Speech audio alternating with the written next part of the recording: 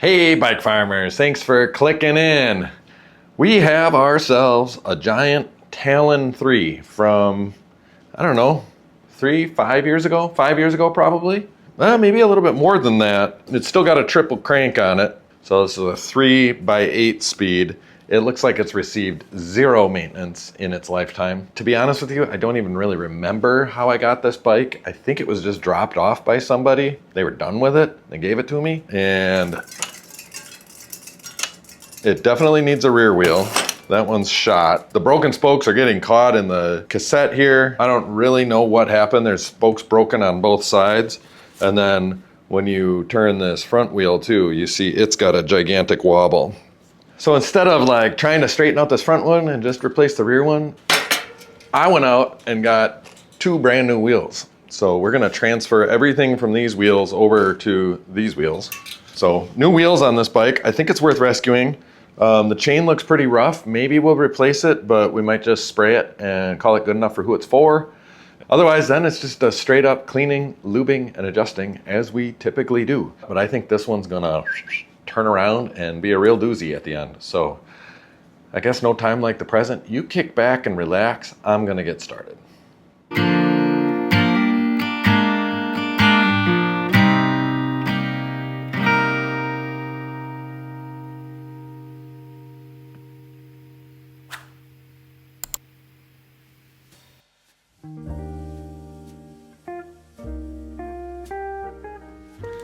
Just a couple of house cleaning things to get started. I don't mind if the cable's in really good shape. It's nice and shiny back here. We have a complete piece of housing all the way up to the shifter, and I think it's gonna work pretty good. I don't mind if things are frayed at the end like this. If you can grab it, I like to use a regular pliers for this. I've seen a short like on Instagram Reels or TikTok or whatever going around where people use zip ties to do this. I've always just used a pliers, like yay. And you just kind of pinch and spin, and a lot of times you can get things tightened back up somewhat there. And then carefully trim it. Give her a little twist with your fingies. And this is a nice big cable tip. Try to get everything up in there. Give her a little crimping. Okay. So that's cleaned up and acceptable. This chain is very rusty, but actually moving pretty freely. I'm going to use some Finish Line One Step. It's a cleaner and a lubricant. And I'm just going to flood everything here. Now it's pretty risky behavior for disc brakes because I just sprayed it all over that rotor and it's probably going to howl like shit now. These are risks I'm willing to take.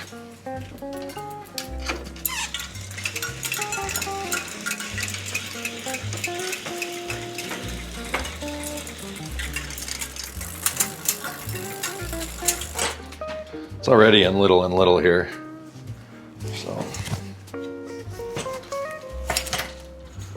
pop that wheel off.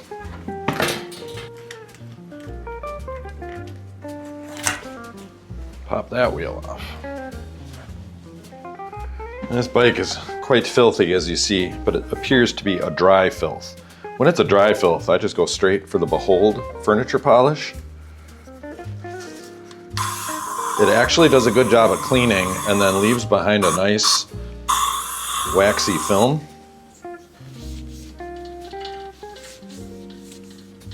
Especially on these matte finishes. I've got this big soft brush that I like to use on these cranks. Kind of gets in there. Get the dust out of the nooks and crannies.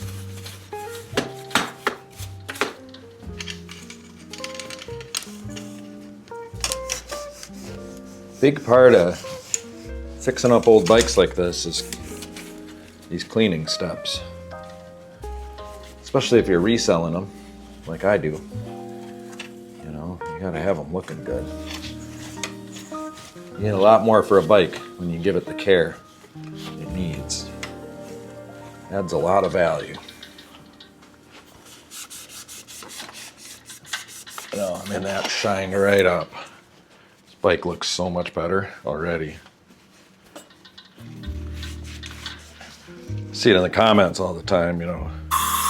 Bike farmer, why don't you wash your bikes outside? And I think the answer is, I didn't have that option when I learned. Learned in a bike shop, and we were given a can of Pledge and a rag every so often, and we had to make it work. And I just learned how to do it this way. I find that I see a lot of things about the bike along the way when I clean it like this too. I'll notice little things here and there. Keep that in mind and take care of it as we go.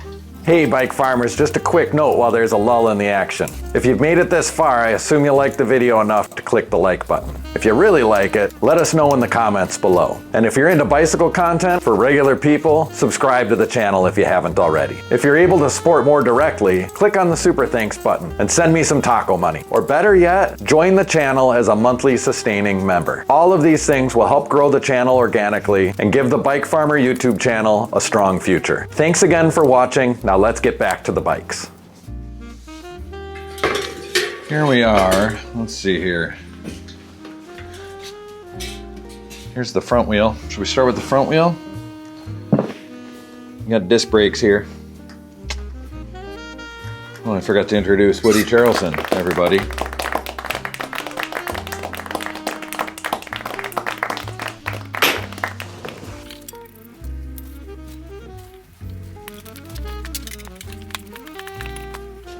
I guess I didn't finish my thought on these tires. You know, it makes a really good commuter bike and like gravelly thing, you know, like for the Glacial Drumlin rail trail that we have here in town.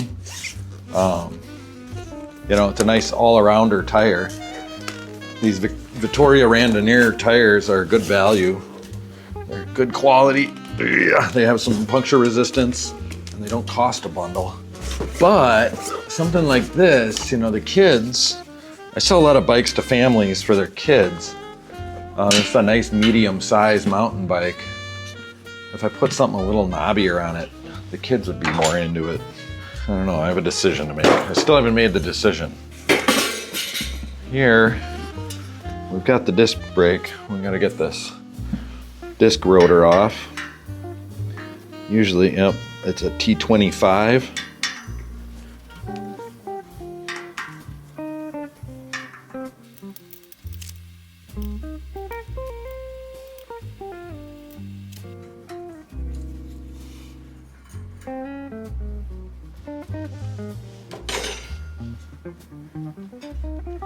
Ugh, man, that hub feels terrible.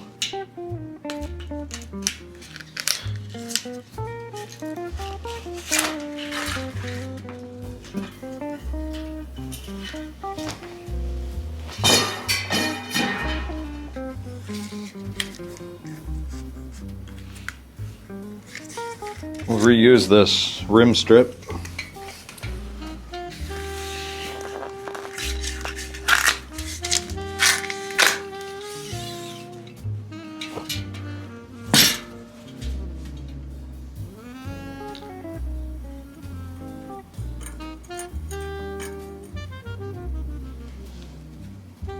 And put this rotor back on.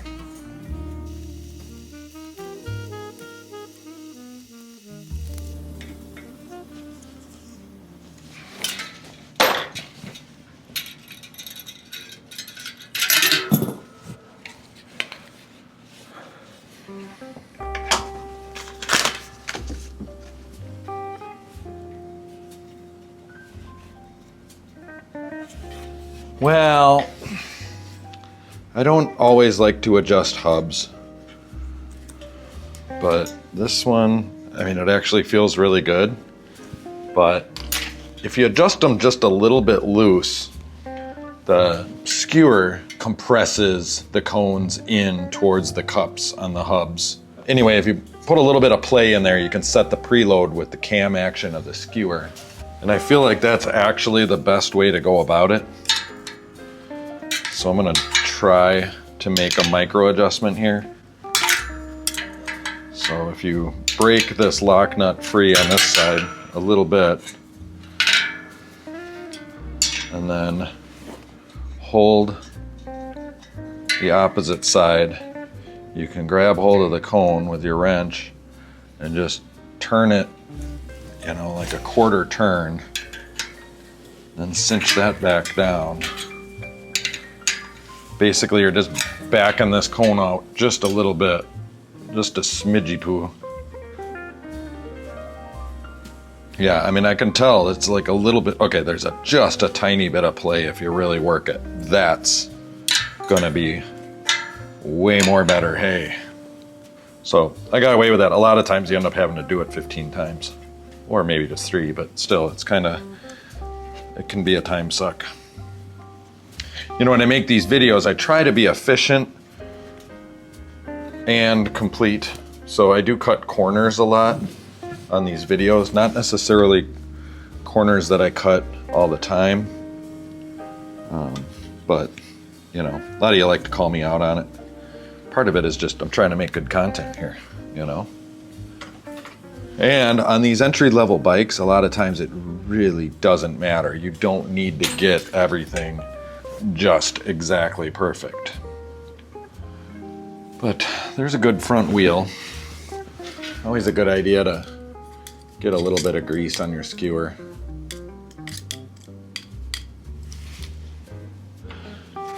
If you know what I'm saying.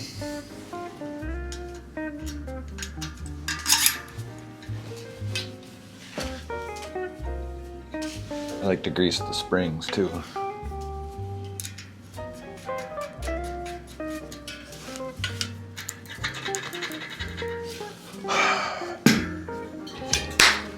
I'm doing knobby tires.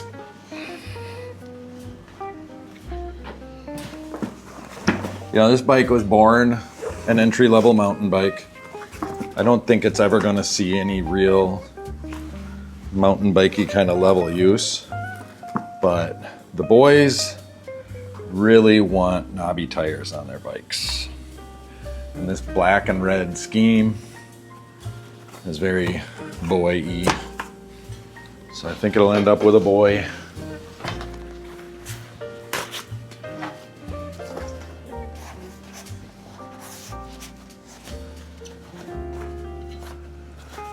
It's kind of weird. It is October 4th. Every year I close my shop about October 1st. We closed a couple of weeks early this year for various reasons. Yeah, I'm a seasonal business. And then over the winter, when I have time, and I usually make time for it, I build bikes to sell the next following season. So I'm always thinking about reselling these things, but for many reasons, the biggest of which that I seem to gloss over a lot when I talk about it is staffing is really difficult. It's really hard to staff my bike shop here in such a small town.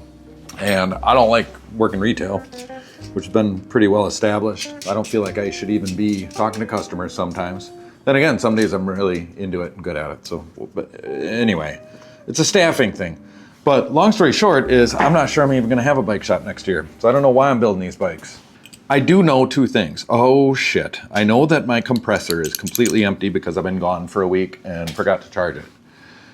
So we will postpone that. Let's go get that started quick. I'll be right back. All right, we got that one, got the compressor started behind closed doors.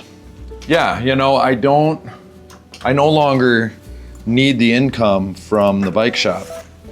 And if I don't have anybody to work it, I don't really have any reason to open it and have it be part of my life and annoying me anymore. Yet, I still like fixing bikes. I enjoy this work.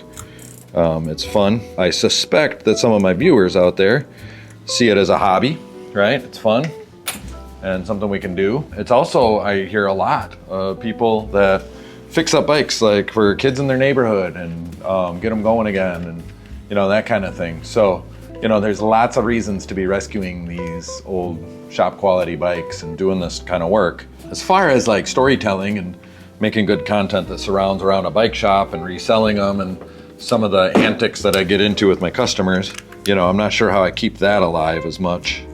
Hopefully just fixing the bikes and making decisions, but still, I always like, I guess I'm saying all this because with these tires, I always like to think about who's the most likely next rider, you know? I mean, partly because I'm trying to resell them, right? So I wanna, you know, what's the most likely scenario here? And just over the years, bikes like this, it's not old guys that might want slick tires.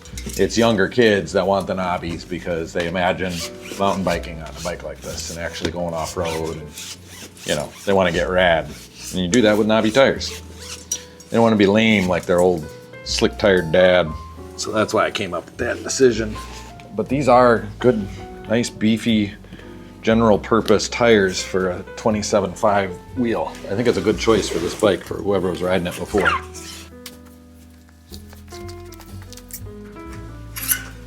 Skewer.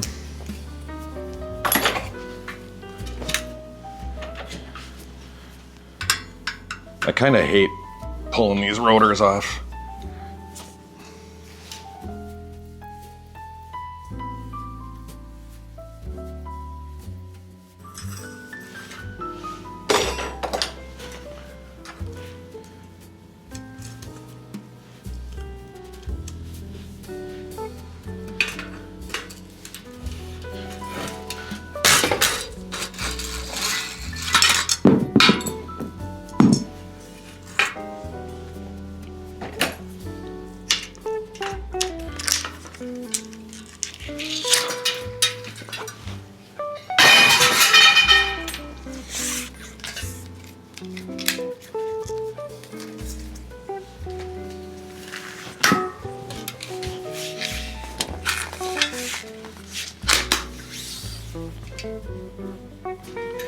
Okay, so this is a 32 spoked wheel. I know that because you got parallel spokes and parallel spokes. So it's like 1, 2, 3, 4. And then if you look at your spoke protector, 1, 2, 3, 4. Spoke protectors are like 3-prong or 4-prong usually. And that's one visual way that I do it. And then, you know, if you have parallel spokes opposing each other, it's a 32 spoke wheel, or you can go 2, 4, 6, 8, 10, 12, 14, 16 times 2 is 32. And then 32 hole means 4-prong, 36 hole is 3-prong. Got all that? Or you could just not be a f***ing dork and ride without one. But chances are this bike will be ridden by a kid, probably a 12-year-old. If his parents are on top of it, they'll buy him this bike and let him grow into it. And every single 12-year-old boy that I've ever known, just about, is a complete knucklehead. Just really dumb. You know, some might say moronic. You know, they just let their bike tip over. They throw it down. They just don't give a shit. They're just having fun. When that happens, it often lands on the drive side. It pushes on the derailleur and bends the hanger. Then the hanger's bent and they shift up into a low gear going up a hill under full load. And that chain goes over the big cog and into the spokes, and they're hammering up that hill, and the chain rips off spokes on the drive side. And then the parents come in and they say, I don't know what he was doing. What the Sam heck name was this boy doing? But look at the condition of this wheel. What do we do? Can you fix it? And I say, nope, we can replace it though.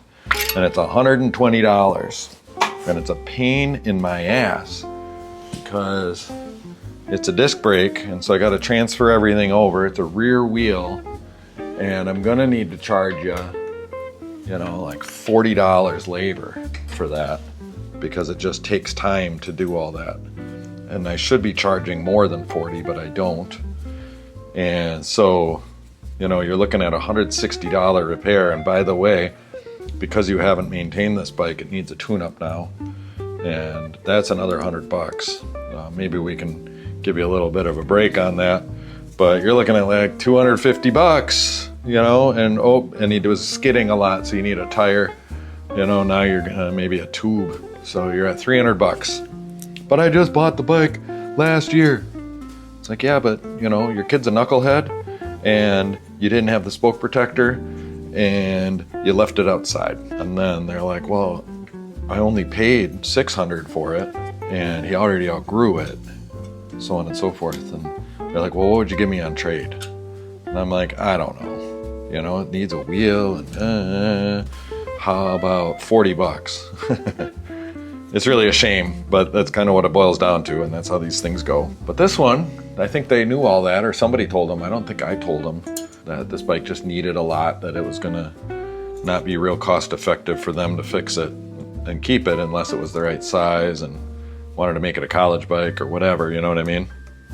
But maybe someday in the winter I'll get around it, replacing the wheels and making a video about it. I can add some value that way and rescue the bike. Here we are. They just gave it to me. Well, I don't think I explained that to them. You know what I'm saying, right?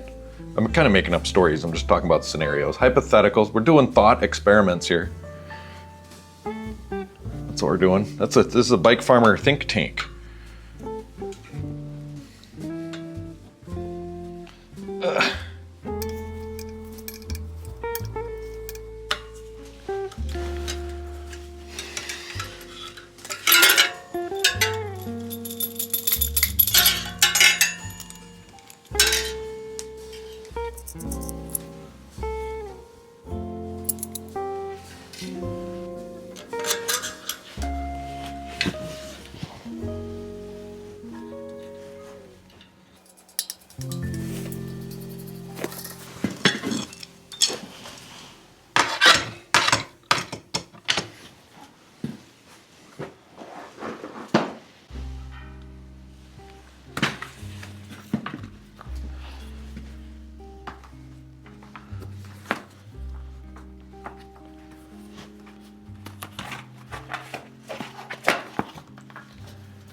I just found a shitty patch on this tube. I'm not going to reuse it.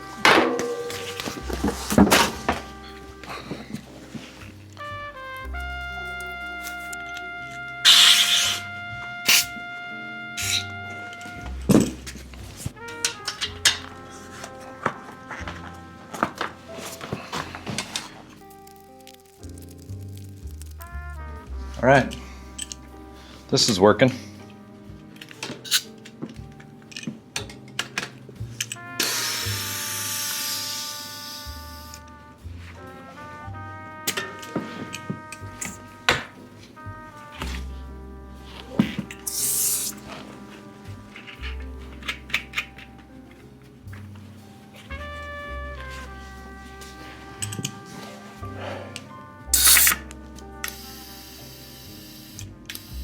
Says 50 max. I'm like super gun shy.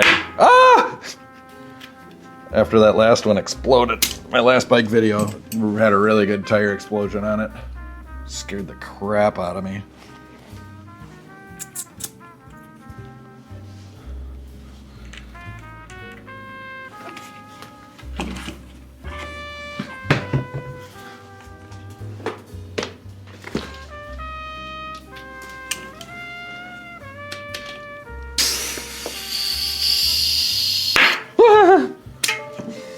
That's just the tire bead seating on the hook of the rim. It's a very satisfying sound, but it's also scary as hell. These have very low risk of blowing off the rims. That's what they all say.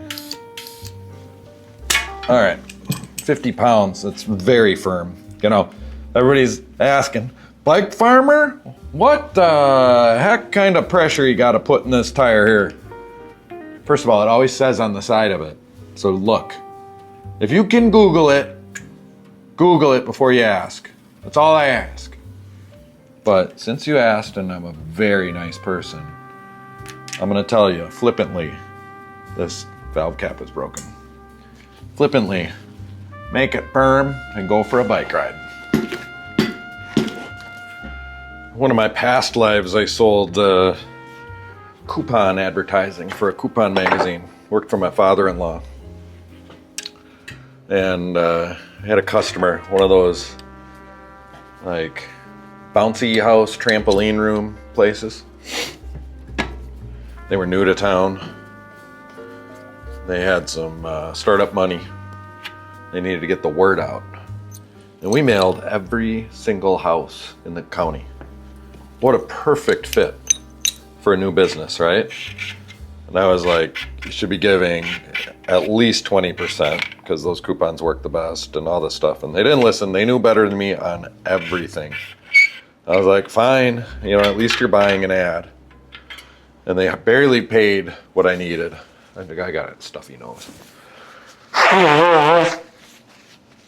Yep, I'm one of those. Anyway, it was a new customer, but they weren't that good. Nice enough guy, I thought. And he's like, all right, let's do it. And then get down the road or whatever, and it came time to doing it. You know, you got to circle. I'm like, great. You know, I'll be in touch when it's deadline or whatever. And then I had to start getting them. You got to get the customers to like give you the information and they make their ads. And, you know, there's a little bit of back and forth. Well, dude was like unresponsive. He was just ignoring me. You know, well, finally, I got him to talk to me. And I'm like, what gives, bro? You know, I thought we had a deal here and I want to help. I'm here to help. I think this is a really good fit, you know? And I don't know, he just had some like bullshitty kind of things. And I was pissed because I lost a sale and we had like, I told my father-in-law it was his magazine. And, you know, I'm like, we got to reserve space for this guy. He seems legit. And like, I had egg in my face. And so I told the guy, I'm like, well, you know, you're kind of, by backing out at this point, you're putting me in a bad position, you know? And he was like, I don't give a shit. I'm the customer. Why are you treating me this way? I'm like, you're not a customer.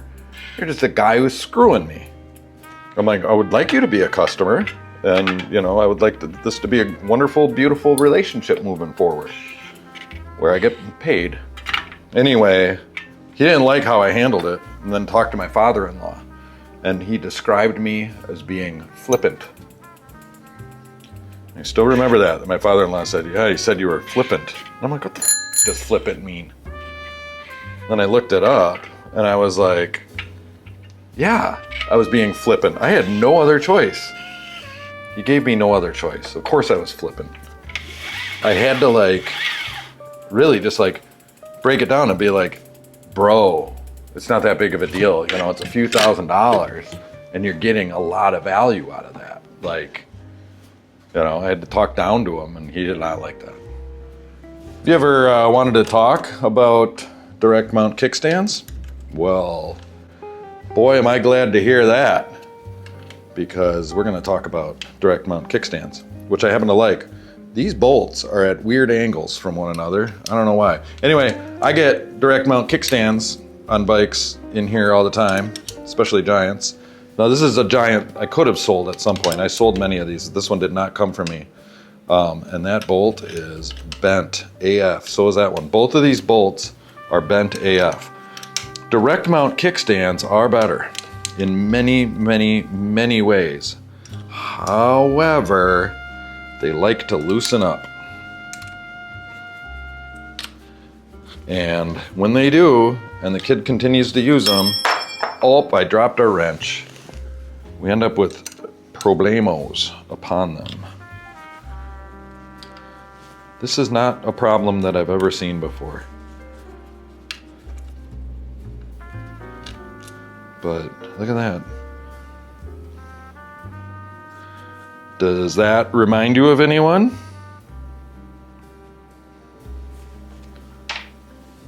Oh yeah, baby. That's the movement. Oh, dropped a kickstand.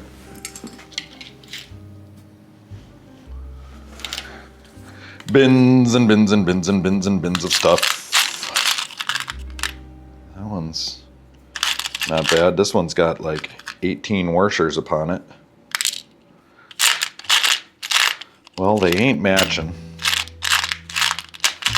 Try to get a couple of matchy-matchy bolts going here.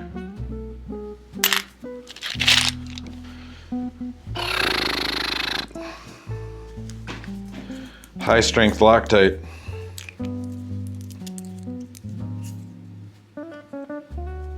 I don't know, do you have to clean the threads? I don't know too much about Loctite theory. These bolts are not the right size. Never mind.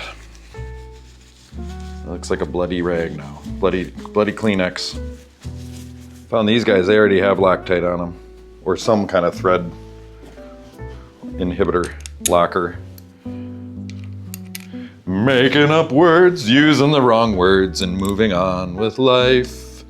That's what I do. I also write musicals. Very short ones.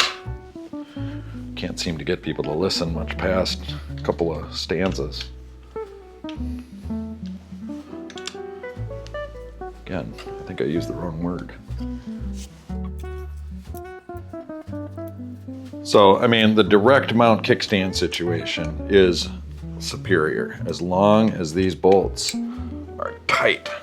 So I see these kids roll up, and the first thing I do is grab my 5mm wrench and tighten those bolts. Ain't that something else? I tell you what.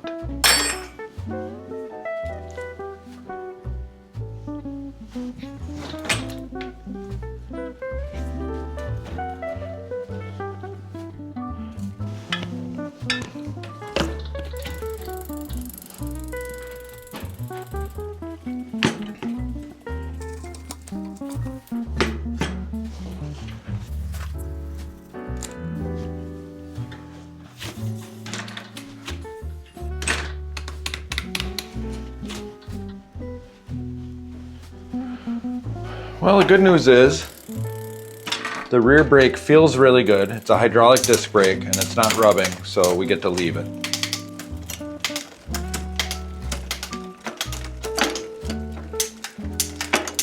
Things seem to be shifting pretty well, but man, I don't know. It's not the smoothest I've ever felt. You can see a scuff here on the derailleur. That's a sign that something has been bumped, but nothing's looking bent. Man. I guess we could try to replace this cable. It just doesn't feel good. Now, before I go replacing cables, because that can open up a can of worms, we're gonna get this can of One Step in here. Just flood the zone.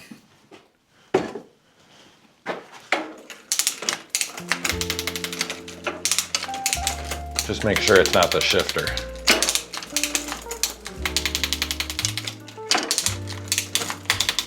Yeah, I mean, it's just not as smooth as I'd like them to be.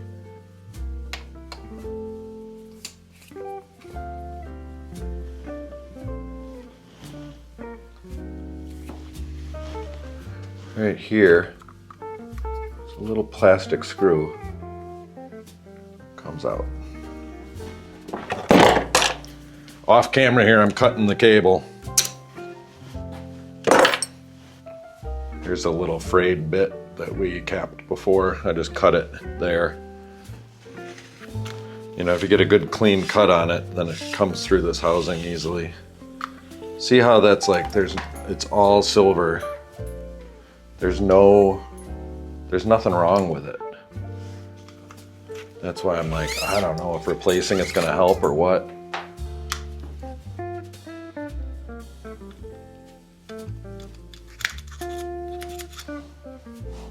Can be kind of hard to find the hole here.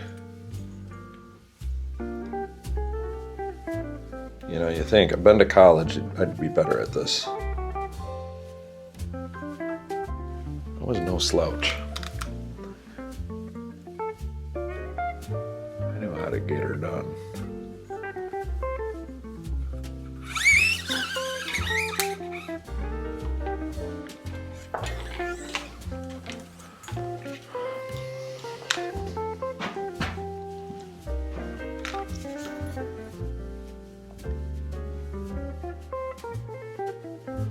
All right, I'm just putting some Tri-Flow down in there. I can read the comments already. Tri-Flow is gonna make it worse. But I think just a little bit can kind of flush out the system. And you're just leaving Teflon behind.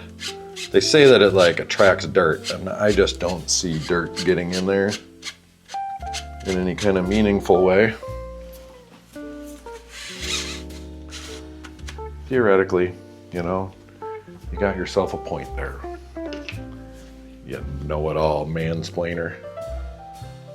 But I think my way works pretty good too, or it has, historically speaking. Based on my own personal anecdotal evidence, I should get away with it.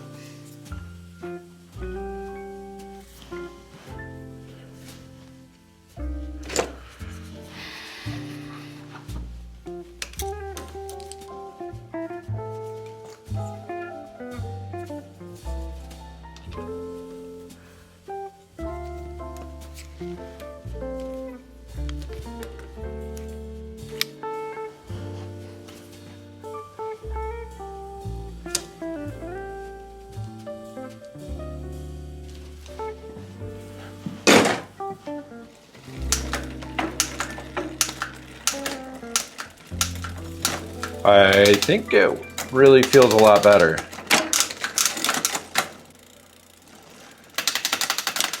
I don't like how there's no good way to stretch that cable out. I can hear it already in the comments. Cables don't stretch.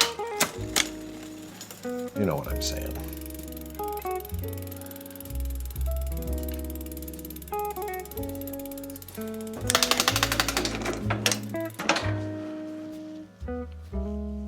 I do like the comments, actually. Oh, I dropped my wrench.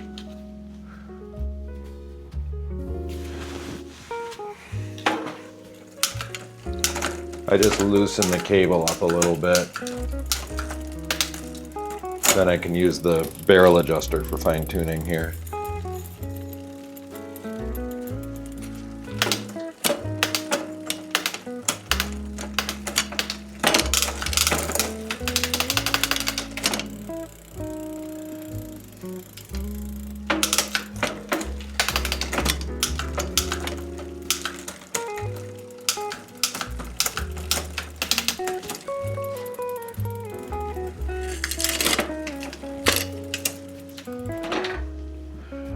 Don't leave your bikes outside, people.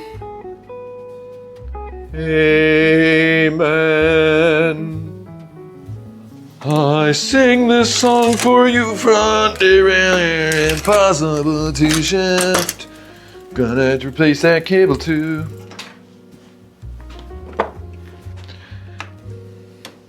Kind of took a little whiny pop punk tone. Okay, I want to cut it up here. We don't want to be pulling this nasty frayed cable through that housing. Know what I'm saying? Give her a snip.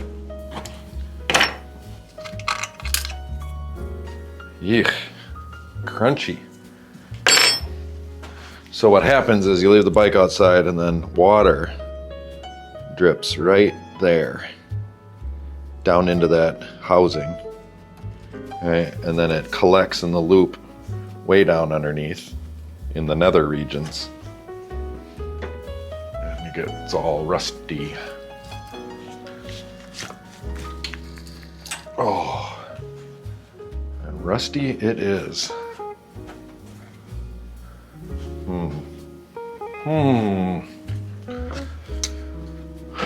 Extra thanks to whoever sent me these Knipex needle nose. They're great. I am now spoiled. It was a very thoughtful gift you sent me there. I'm not even gonna send this bend through. Send the bend through. Gonna cut the bend off. We're gonna send a straight cable right on through the loop there.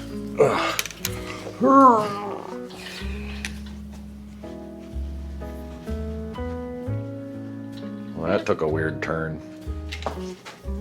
Here's what we're dealing with. Trying to pull this housing. There we go.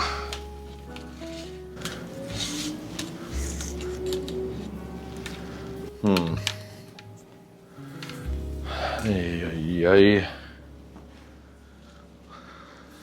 So this is the housing, and we know it's rusty in there. The problem is that I don't feel like spending the rest of my day fishing housing through these little holes.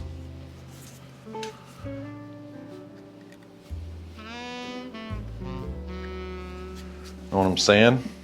I'm saying ain't nobody got time for that. Let's see if we can kind of clean things out. There's something in there. Really making life difficult for the bike farmer right now.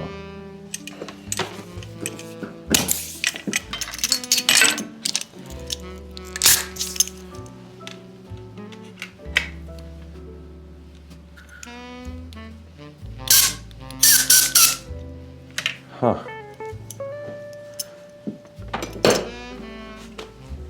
Yeah, because there's like no corrosion on this cable. Sending a cable through the other side just to kind of feel.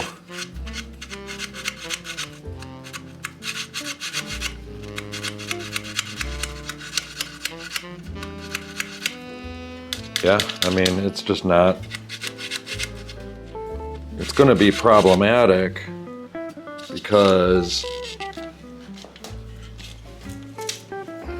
oh, it's got to be like in here or something. All right, we're gonna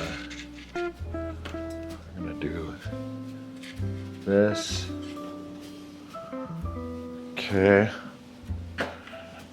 And then we'll cut it there.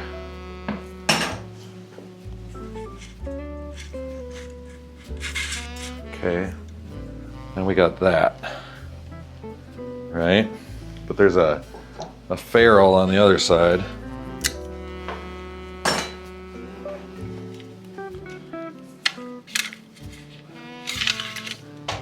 Okay.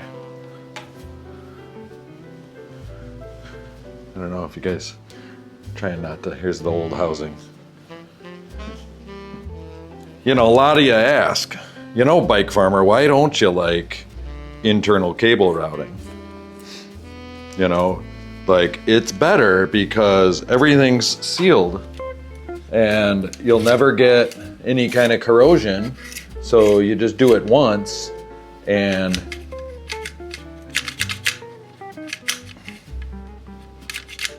here I go, here's the struggle bus. Trying to get it threaded through the other side. I just don't have the time for it. So here's one that is all totally blockaged. And now I gotta replace it. Whereas like, if it was external and just had cable stops, I would have been done like yesterday. Then the good thing about this bike, right, is it was free. Presumably, even though I don't exactly remember how this one came in, I do think it was given to me. So we'll just go with that. You know, I should be grateful that people bring me bikes. But if this was like a paid service thing for a customer, where it's just like I checked it in and I was like, well, it feels a little rough in there, but I think, you know, we'll just squirt some lube and just take care of it quick. $100 is what I would quote, you know, for the tune-up. And clearly, it's not an easy, simple thing. Yeah, I just have no idea how I'm gonna get this threaded through.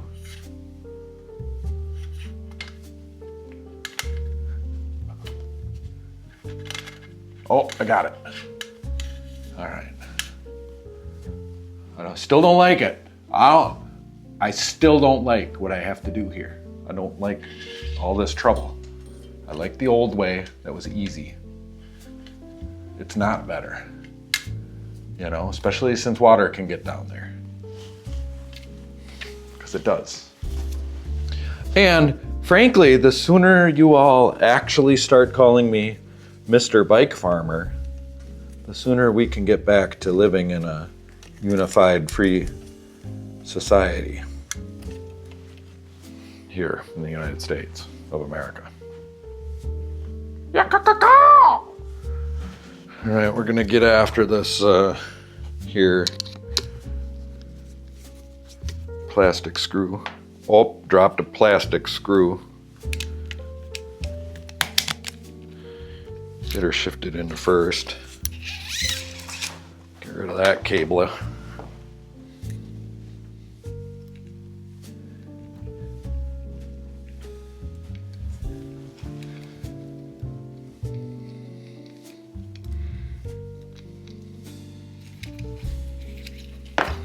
Oh, I dropped my screwdriver. That's okay, it's right next to the screw. You know, sometimes life just works out for me, for Mr. Bike Farmer. I've always made little kids call me Mr. Q. So I get called that sometimes when I come across certain people.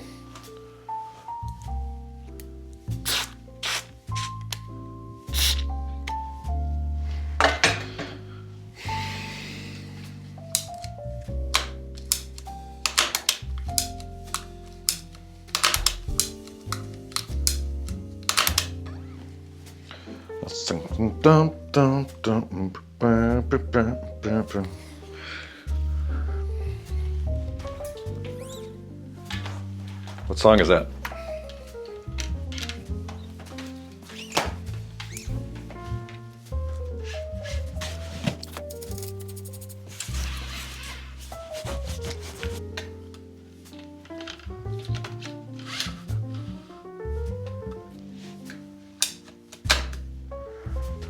Shifter's sticky, which has me wondering about things.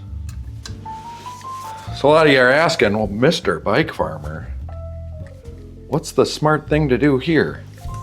And that's to just take a whole bunch of tri-flow and drip drop it down in there.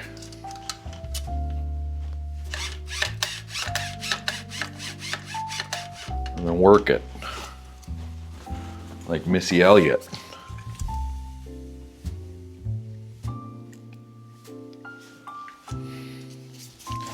Flip it and reverse it.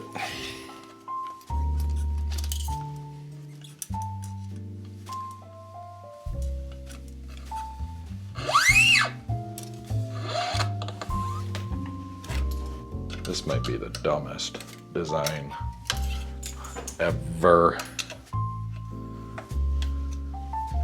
Okay, I'm gonna do that. And all that did is compress those ferrules onto the housing. Get your cable anchored and use the shift lever to stretch things and compress things and to do things.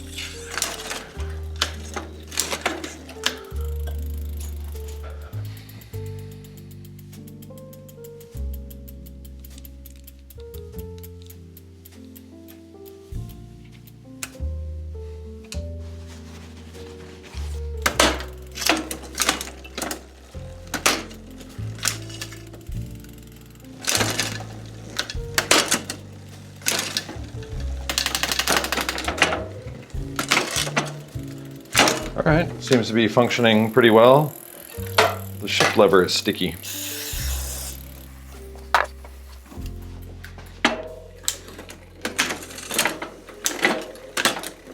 See how that doesn't come back? It's staying down there. It's kind of annoying. I don't know what to do about it.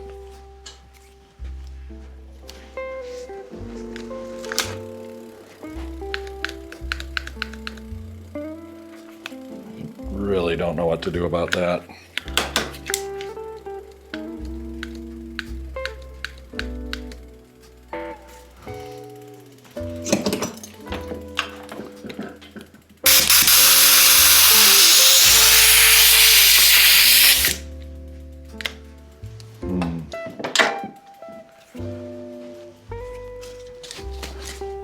This is the Finish Line speed degreaser.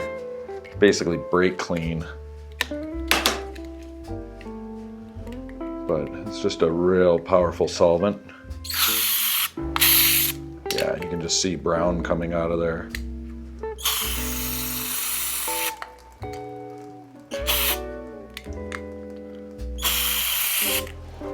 Sometimes if you just give it a good flush, you can get things moving again. That almost feels like something's bent and just pushing up against, oh, there it goes. Where there's a will, there's a way.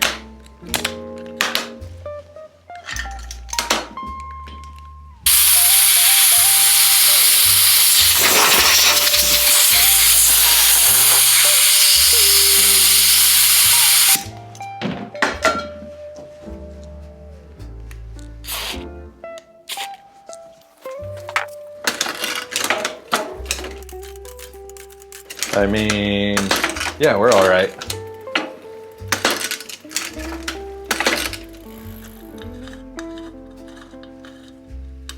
You ever hear people, you know, that are like, oh good, this will match.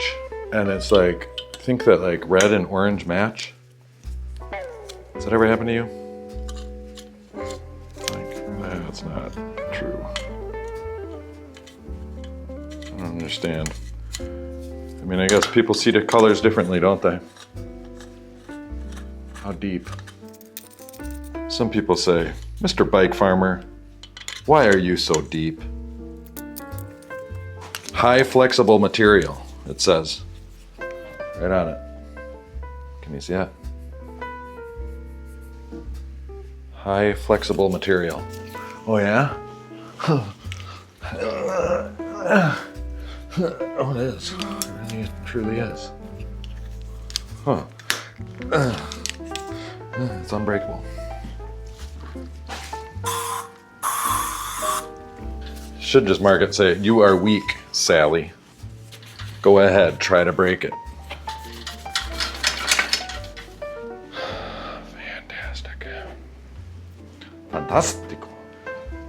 Against my better judgment. I'm gonna try to move this. Well, that wasn't nearly as dramatic as I thought it could be. Should really be greasing that.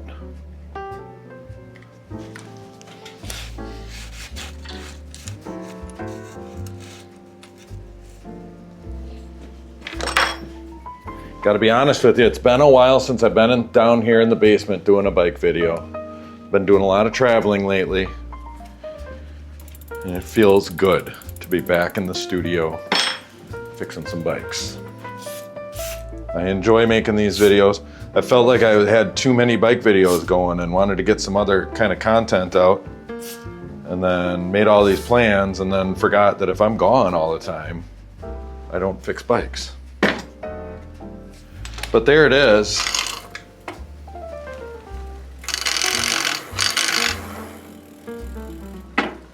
That bike was unrideable. Oh man, that bottom bracket is loose. Oh, I thought we were done.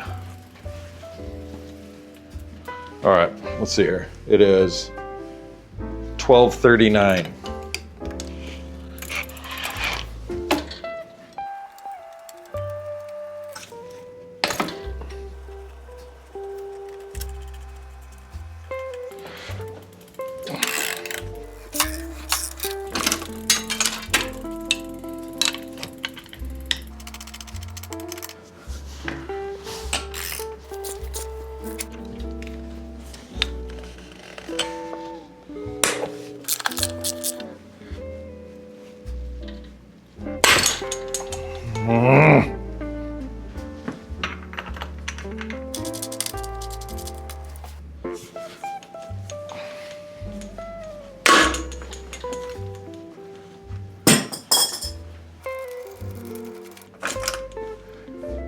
$73 by $118.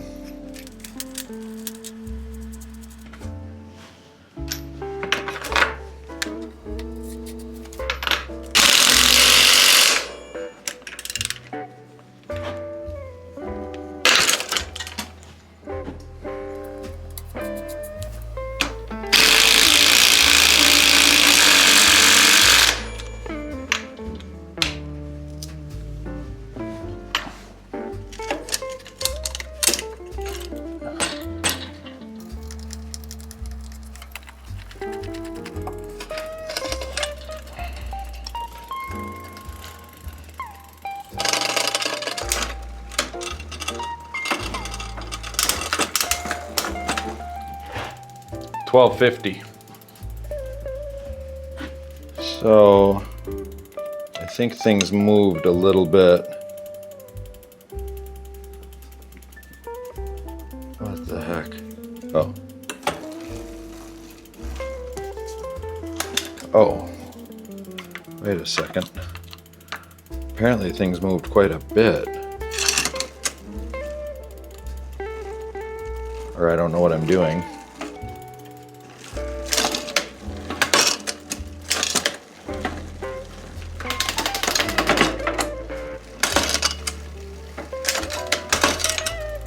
That can come down a little more, I think.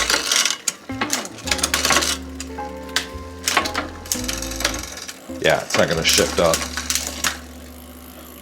Back this high limit out. There she jumps.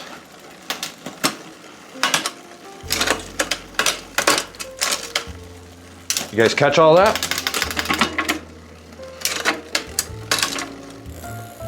I'm a master mechanic. Okay. So yeah, I mean, the bottom bracket that I pulled was 73 by 18. It said right on there. And then I grabbed a brand new one that said 73 by 18. Is that tire not seated? I'll never finish this bike. How about that one? Why can't I see? Can't you see? Can't you see what that tire lord has been doing to me? Neither one of them's seated completely. Should we do it the dumb way?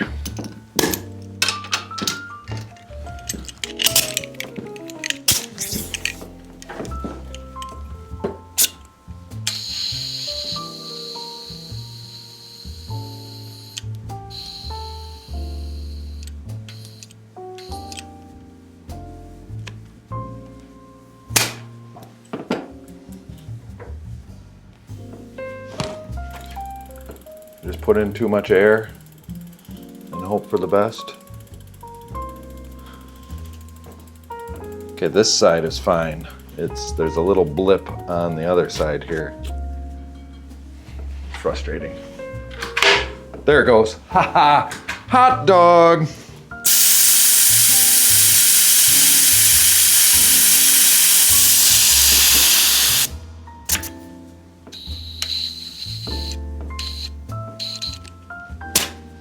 There's 50 pan. 50 pan screen. Oh, can't you see what that tire lord getting dominated by Mr. Q, Mr. Bike Farmer.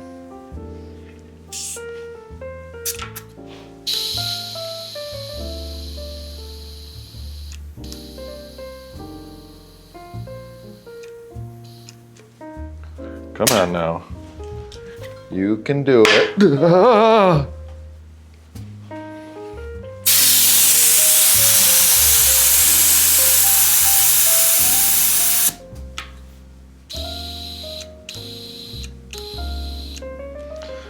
This inflator, by the way, is by EVT. I get no affiliate links or commissions off of it. It's very expensive, very fancy, but if you do a lot of this, it's probably worth it. It stopped working a couple weeks ago and magically started working again. So it's got that going for it.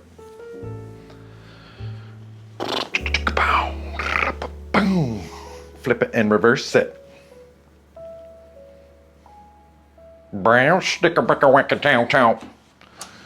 I think we got her, folks. Oh, there's a little bit of a dust seal on this headset that slipped out of the way. And we're gonna just pretend that we didn't see that. What the living good golly heck is going on there? Sometimes I like to swear like a Christian. Not really. Thank you all so much for watching to the end. I assume if you made it this far that you like this content. If so, give it a thumbs up. It's totally free. Subscribe if you haven't. That's also totally free. And then helps me out indirectly, a very, very small amount. If you want something that counts, you can click the super thanks button. That's like tipping me, you know, 10, 20 bucks, whatever you got. I'd like to tell you that I do wonderful things with that, but actually all I do is pay bills and feed myself. I make a living doing this, so every little bit helps. I'd like to be able to send my kids to college someday, maybe buy myself a decent car. I have a decent car. You know what I'm saying. If you got a little extra, go for it. Mostly it's tacos. I get tacos from El Mariachi across the street. If you don't want to do that every time you watch a video, you can join the channel as a monthly sustaining member.